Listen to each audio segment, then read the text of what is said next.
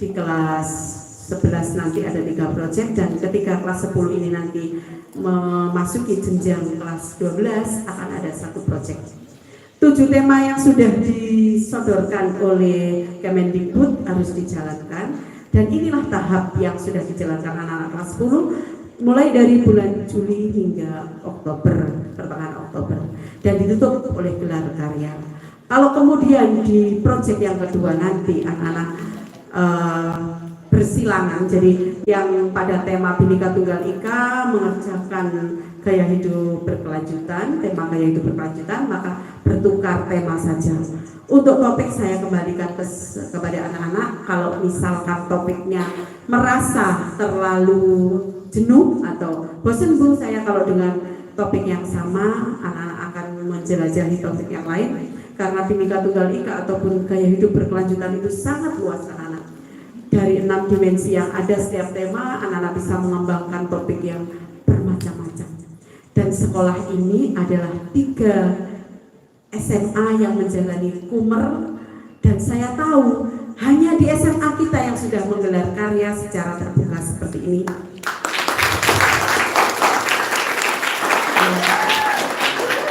Kenapa? Karena untuk saya lihat gelar karya yang ada di SMA Islam untuk anak saya yang sekolah di sana itu dititipkan pada ulang tahun sekolah, jadi perencanaan dan pelaksanaannya saya lihat masih belum seperti tujuan dari proyek.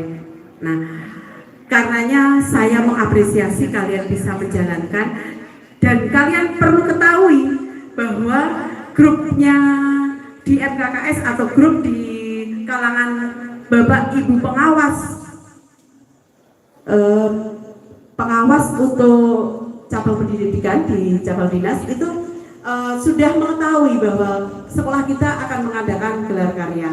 Apalagi sekarang anak-anak bisa lihat bahwa acara ini digelar secara live YouTube, dan linknya ada di grup pelajar, sudah disajikan oleh Pak Eka. Maka ini hal luar biasa bahwa di sekolah kita, karena sekolah-sekolah lain masih mengikuti kurikulum tipe Merdeka Belajar yang belum merdeka berubah. Kita merdeka berubah. Yang Merdeka Belajar hanya mengadopsi, sementara kita sudah menjalankan.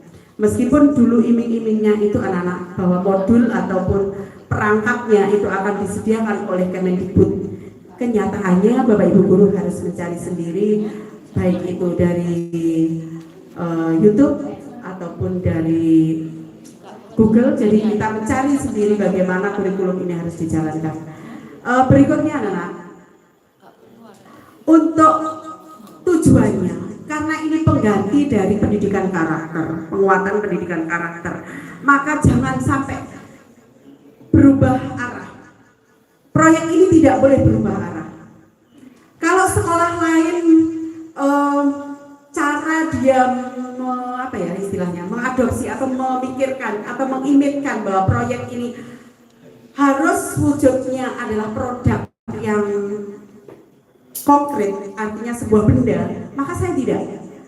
Karena ini tidak beralih dari pendidikan karakter, maka proyek di SMA PGRI bisa dijalankan dengan sebuah program tentang pendidikan karakter yang ada di SMA PGRI Kepanjen.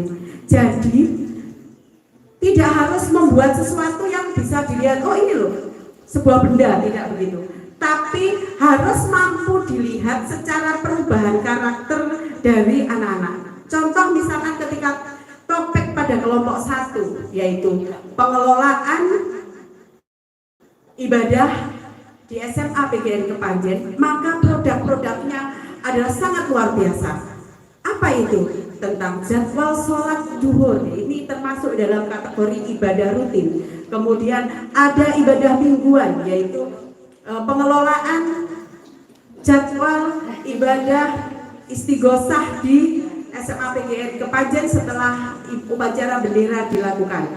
Kemudian ada khotmil Quran, ada perayaan hari besar agama. Jadi hal-hal yang seharusnya dikelola dulu oleh Bapak Ibu guru saja, ini sudah anak-anak yang mengelola dan anak-anak yang menjalankan. Anak-anak punya tanggung jawab. Nah, dari sini anak-anak